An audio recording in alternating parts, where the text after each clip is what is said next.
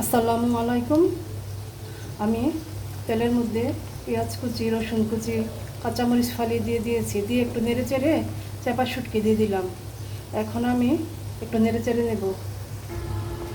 এখন আমি লবণ ও রসুন বাটা দিয়ে দিলাম।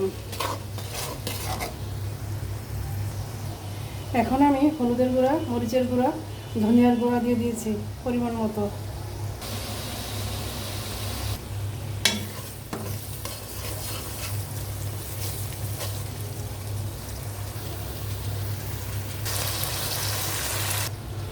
আলুটা আমি কষিয়ে নিয়েছি। এখন আমি চিচিঙ্গা আর ঝিঙ্গা দিয়ে দিব।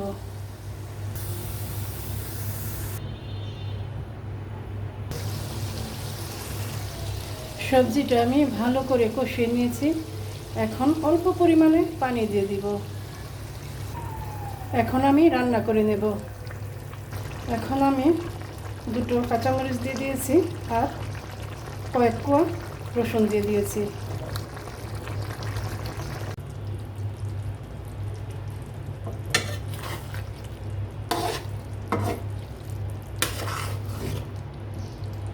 হয়ে গেল আমার শুটকি দিয়ে মজার রান্না, চাপা শুটকি দিয়ে।